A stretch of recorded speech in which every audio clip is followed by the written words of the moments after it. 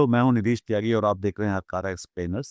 Hurkaru explainers हमने शुरू किया है एक नई पहल की तरह, जहाँ पे हम जो ज्वलंत मुद्दे होते हैं देश के, उनके उसको विस्तार से समझने की कोशिश करते हैं, आंकड़ों की रोशनी में, तथ्यों की रोशनी में। जैसा कि आप जानते हैं, हरकारा की टैगलाइन है शोर कम रोशनी ज़्यादा।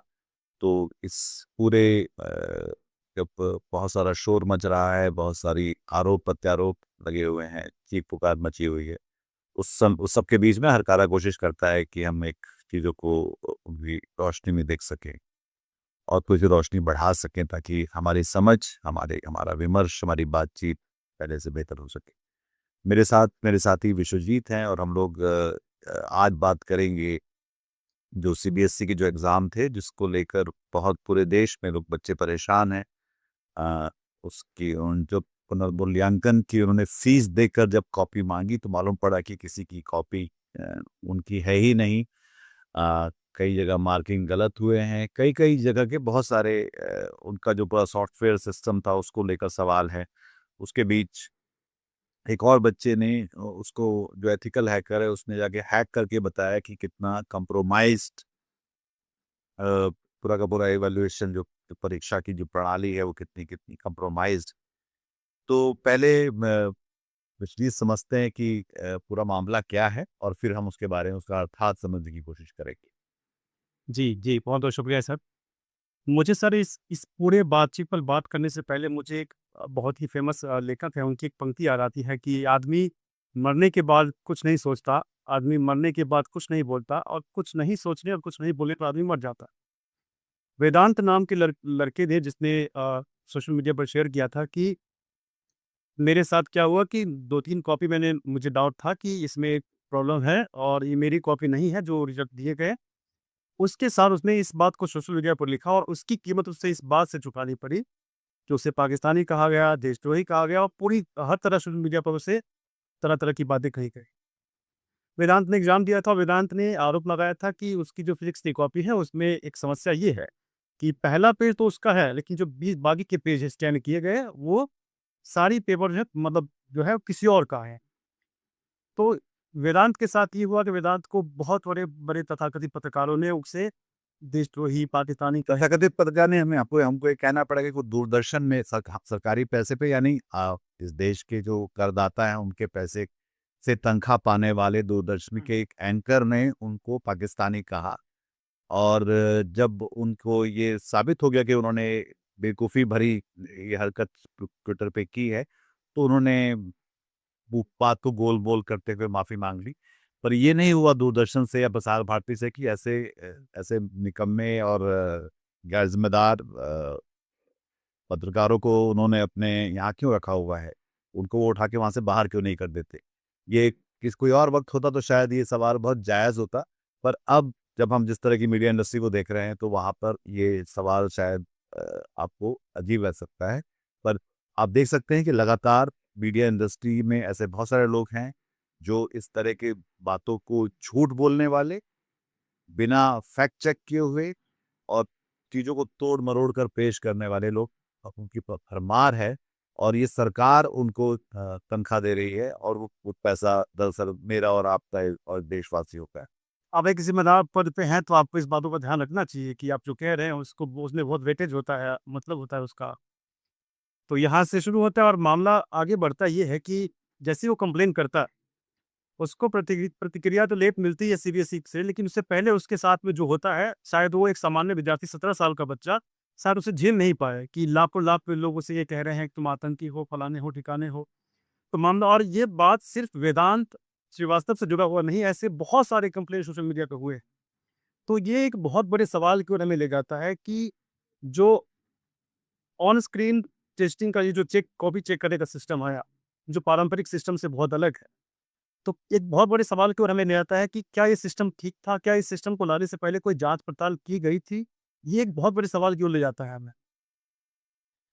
अब उस पारंपरिक विधा से और इस ये जो ऑनलाइन सिस्टम चेकिंग का सिस्टम हुआ है, जो जैसा कि आप ज़िक्र कर रहे थे हैकिंग का कि किसी ने हैक करके उसको चेक किया और पासवर्ड कंप्रोमाइज़ किए जा सकती हैं, चीज़ें हो सकती हैं। तो ये सरकार की ज़िम्मेदारी के साथ-साथ सीबीएसई की ज़िम्मेदारी थी कि जब भी कोई चीज़ हम लॉन्च करते हैं, कोई बात करते हैं, सबसे पहले हम लोग सलाह लेते हैं, मशवरा करते हैं कि इसके क्या फ़ायदे हो सकते हैं, नुकसान हो सकते हैं, सभी एंगल को देखते हैं। लेकिन ये इन सभी चीज़ों को अवॉइड किया गया इस चीज़ को देखने मतलब करने से पहले। तो इस पर आप इसे कैसे देखते हैं? नहीं, मतलब एक तो जैसे हमने जैसे बात की दूरदर्शन के उस एंकर की, जो कि दरअसल अपनी नौकरी बचाए इसलिए है क्योंकि वो सरकार की तरफ से सरकार के बचाव में झूठ बोल रहा है।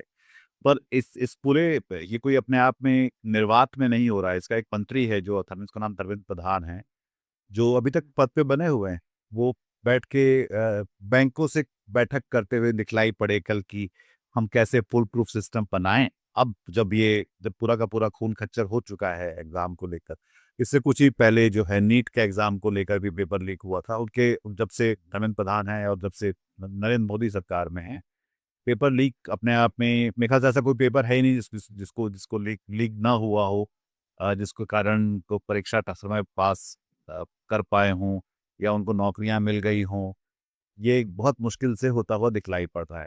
और उसके कारण दो उसके साफ साफ कारण हैं। एक, कि आपको इस बात का शायद अंदाजा ही नहीं है कि नौजवान इस देश के लिए कितने महत्वपूर्ण हैं, खासतौर उस देश में जहाँ पर आपकी आधी आबादी 30 साल से नीचे की है। एक तो ये कि हमारा 144 करोड़ के, क्योंकि अभी जनगणना जब होगी तब होगी, तो अभी हिसाब से 144 करोड़ की जनसंख्या में हम आधे लोग, 72 करोड़ के आसपास लोग 3 साल के नीचे, और उसके उनका ठीक से एग्जाम तक नहीं ले पा रहे हैं।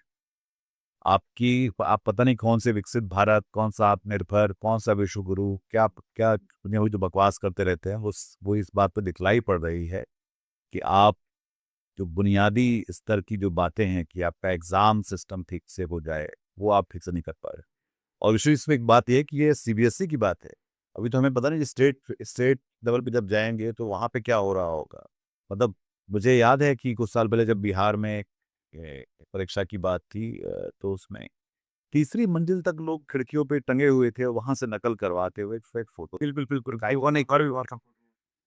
तो जब सीबीएसई का ये हाल है, जो जहाँ सबसे महंगे टीचर हैं, जहाँ सबसे बढ़िया शिक्षा के दावे किए जाते हैं, उनके यहाँ जब ये हाल है, तो फिर बाकी गुलिस्ता में क्या उसका असर होगा, वो तो उसके बारे में तो कुछ कुछ सोचना ही मतलब एक स्वप्न की तरह है।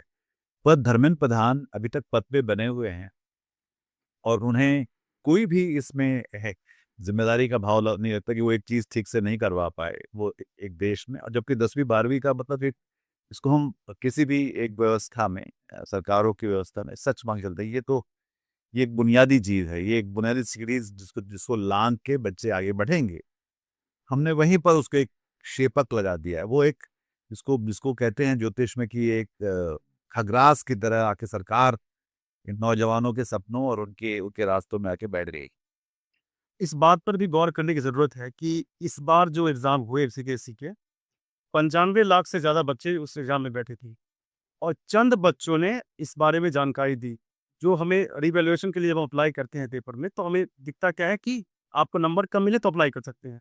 लेकिन जो इस बार के सिस्टम हुए थे, ऑन स्क्रीन मार्किंग का सिस्टम, उसमें ये एक ऐसा कोई ऑप्शन था ही नहीं जिसमें ये बताया जा सके कि हमारी कॉपी स्कैन गलत हुआ है।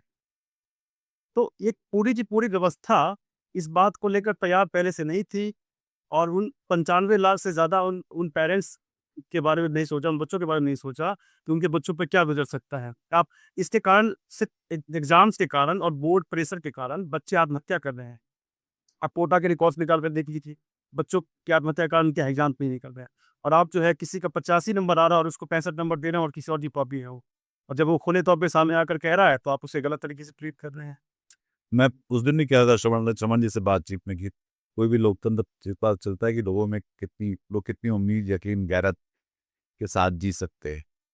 और ये जो सरकार जो महान उदाहरण पेश कर रही है लोगों के सामने, उसमें ये तीनों चीजें जो हैं वो दरअसल उस पे ही हमला हो रहा है। और उसके उसका उसका आपके पास ना तो कोई इलाज है ना कोई समाधान है। आप लीपापोती करके उसमें खुद भी फिर उसको तोड़ मरोड़ करके मैं बैंकरों से बैठक करके बताऊंगा कि एग्जाम कैसे ठीक हो जाएगा। पता नहीं कौन सा साइंस है, क्या करना चाह रहे हैं। और जब नहीं कर सकते तो दो चीजें तो हैं कि भई ऐसा था नहीं 10वीं 12वीं का एग्ज़ाम पहली बार इस देश में हो रहे हैं, 77वें साल में है इस देश के। आप इसलिए सिस्टम चल जाते जब तक ये दुरुस्त नहीं हो जाता। जो पुल टूट चुका है, उस पुल पे आप क्यों ट्रैफ़िक को भेज रहे हैं? दरअसल आप देखें तो ये इस तरह की चीज़ है जो कि ये होती हुई दिखलाई पड़ रही है और ज़ाहिर तौर पे ना तो कोई शर्त की बात है, ना कोई ज़िम्मेदारी का भाव है, ना कोई जवाबदेही है, ना कोई पारदर्शिता है। कल जो है एक झूठा ट्वीट सीबीएसई की तरफ से लगाया गया और एक निसर्ग नाम के लड़के ने जो हैकर था उसने जब वो किया तो वो बाद में खुद ही उन्होंने अपना ट्वीट डिलीट कर दिया। ये सरकार कर रही है हम लोगों के साथ। ये central board of secondary education कर रहा है, जो सबकी जिसके जिसके जिसके नाम पे मतलब हमारे हमारे देश में लोग आगे बढ़ते हैं। पूरा का पूरा मतलब एक तरह की नॉलेज इंडस्ट्री खड़ी हुई है। वो नॉलेज इंडस्ट्री की बुनियाद में सीबीएसई और ये 10वीं 12वीं का एग्ज़ाम है और 10वीं 12वीं के जो एग्ज़ाम का जो पुल है वो दरअसल सरकार ने ही क्षतिग्रस्त कर दिया है। ज़िम्मेदारी तो सरकार की ही बनती है। आप हर बात के लिए कहते हैं, जब आप चावल बाँट रहे हैं तो कह रहे हैं कि हमने किया है। सब कुछ कर रहे हैं तो आप कह रहे हमने किया, लेकिन जब भी कुछ गलती होता है तो आप ज़िम्मेदारी से भागने लगते हैं। धर्मेंद्र प्रधान खुलकर सामने आकर क्यों नहीं ये बात कर कर पा रहे हैं कि इस बोर्ड से बहुत बड़ी गलती हुई है और उसको हम सॉल्यूशन निकालेंगे उसका, उस पे बात करेंगे। ऐसा कहने से बच क्यों रहे हैं? मेरे ख्याल धर्मेंद्र प्रधान चाहते होंगे कि वो ज़िम्मेदारी लें, वो आगे आएँ, उनका उनका ज़मीर कहीं उनको जो है इस बात से कसपसाते होंगे अंदर से, पर शायद वो तो नरेंद्र मोदी मना कर देते कि नहीं, नहीं आपको आने की ज़रूरत नहीं। जैसे कि उन्होंने सतपाल मलिक से कहा था कि नहीं, नहीं इस बारे में बात करने की ज़रूरत नहीं।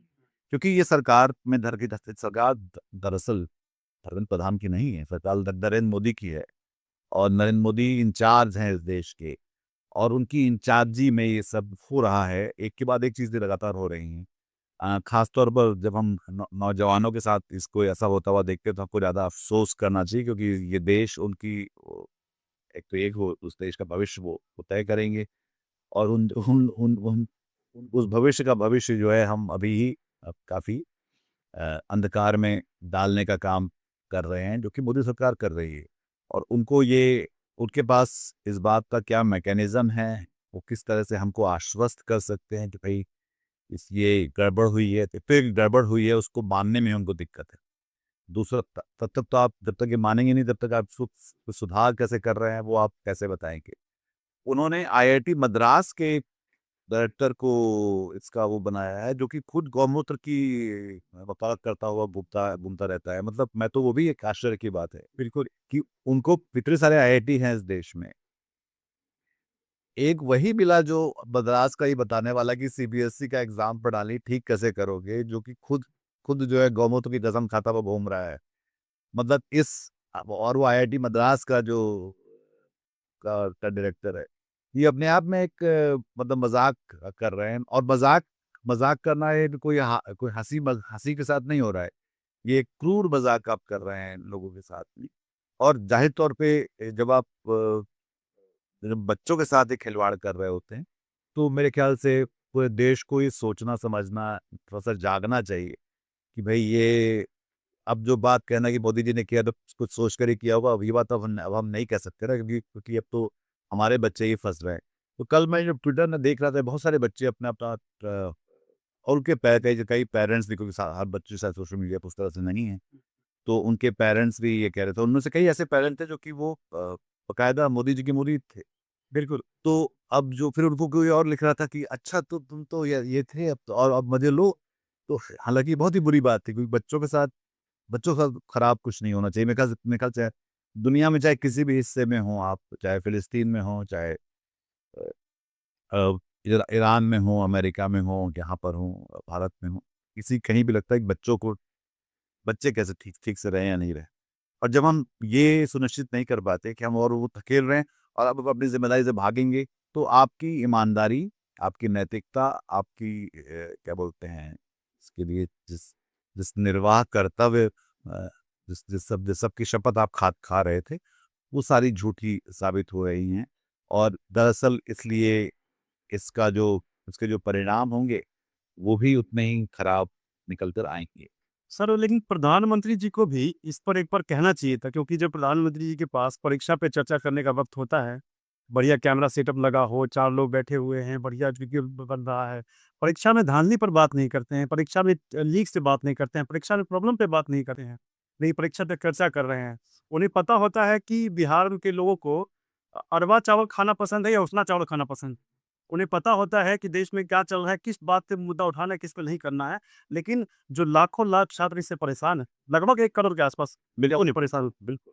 तो इसके बाद वो कुछ क्यों नहीं कह रहे? इतनी इतनी बड़ी घटना हो गई जिससे लाखों लोग प्रभावित हो रहे हैं, तो इसमें कुछ तो उनको कहना चाहिए था। नरेंद्र मोदी का मैं आज का ट्वीट देख रहा था, तो उनका ये कहना था कि गर्मी में ज़रा पानी-वानी पी के निकलें बाहर और थोड़ा-सा ध्यान दें और लोगों को अपने माँ-बाप को फ़ोन करके पूछें कि वो ठीक हैं कि नहीं हैं। तो लगातार फिर ये जो दूसरा जो सवाल है वो ये है कि जिस आदमी को आप बता रहे हो कि ठीक करके देगा, वो खुद ही बड़ा संदिग्ध किस्म का अगर वो वैज्ञानिक खुद को कहते हैं, तो वो संदिग्ध वैज्ञानिक हैं।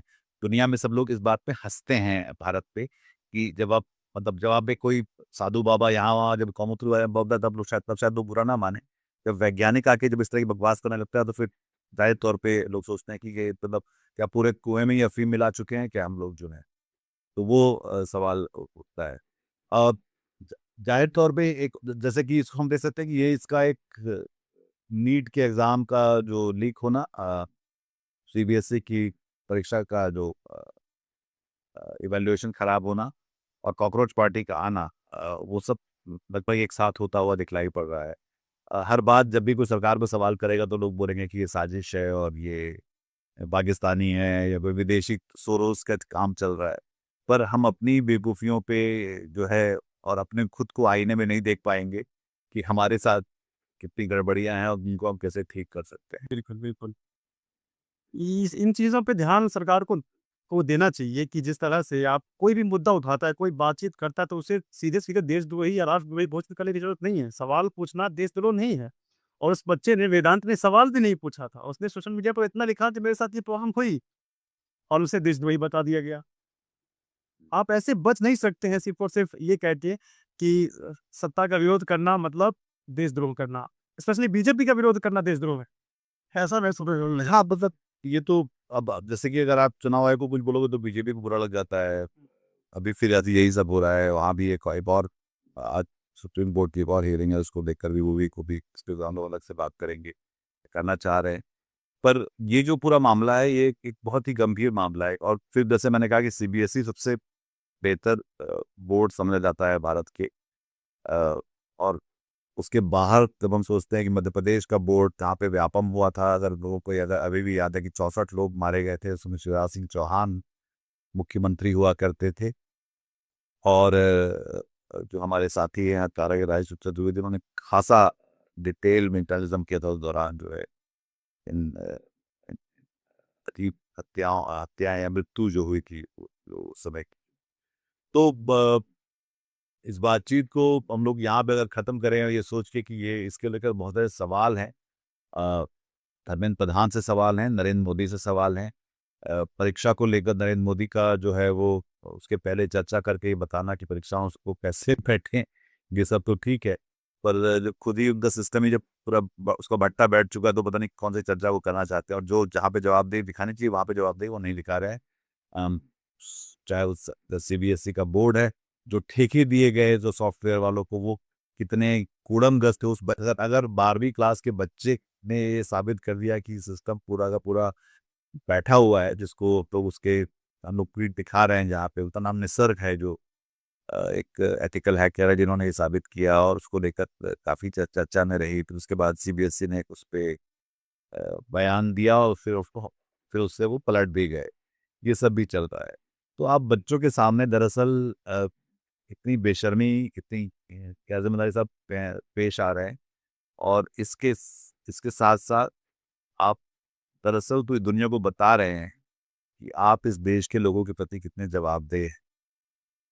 कल को जब यही चीज़ जो है वो कहीं और हो रही होती अगर उम्मीद करी कि ये बोर्ड कहीं कोई और देश चला रहा तो आप कैसा बर्ताव करते? और हम बार-बार ये नहीं कह सकते ये कि दरअसल एक और भी चीज़ हुई है इसमें कि हम भी जो देख सकते हैं कि ये इसमें सिर्फ़ मुसलमानों के या सिर्फ़ अ, हाशिए पर खड़े हुए दूसरे लोगों के बच्चे नहीं हैं। इसमें सबके बच्चे हैं। बिल्कुल। तो इसलिए ये और भी ज़्यादा ये हमको देखने को मिल रहा है कि लोगों का इस सरकार के प्रति सवाल, उनके गुस्से, उनका मोह-भंग जो है बढ़ता जा रहा है। दर्शकों, आपको लगता है कि इस बारे में और कुछ सवाल हमारे पास अगर आपके पास है तो हमको ज़रूर बताइएगा। हमारे कमेंट में डाल सकते हैं, उसके बारे में हम लोग सोचेंगे। इसका लगातार रिसर्च करते चलते हैं, जो इसको एक्सप्लेनर बनाना है हमको, और हम चाहते हैं कि वो एक एक ऐसा मुकम्मल जगह बन पाए जहाँ पे हिंदी भाषी लोगों के जो महत्वपूर्ण सवाल हैं सुलझते हुए, जिससे आपको सरकार इनका जवाब नहीं दे रही है, जिसको लेकर मीडिया आपको बरगलाने की कोशिश करता है, जिसको लेकर जो है वो बहुत सारे लोग चुप रह जाते हैं। हम लोग वो बातें बोलेंगे, हम लोग वो सवाल खड़े करेंगे, और हम लोग उन उसको तथ्यों की रोशनी में देखेंगे, उसको वहाँ पर आंकड़े लेकर आएँगे, और वो लगातार हम इस बारे में बात करते रहेंगे। बहुत-बहुत शुक्रिया आपका इस बातचीत में शामिल होने के लिए, और लगातार बने रहिएगा कारा के साथ। हमको सब्सक्राइब करिए, इस कार्यक्रम को लाइक करिए, इसको शेयर करिए, और बने रहिए हमारे साथ। अगर आप हमारी तरह ही इस पक्ष में हैं कि शोर थोड़ा-सा कम होना चाहिए और रोशनी ज़्यादा होनी चाहिए। बिल्कुल। बहुत-बहुत शुक्रिया। नमस्कार। आज की ताजा खबर, आज की ताजा खबर, आज की ताजा खबर।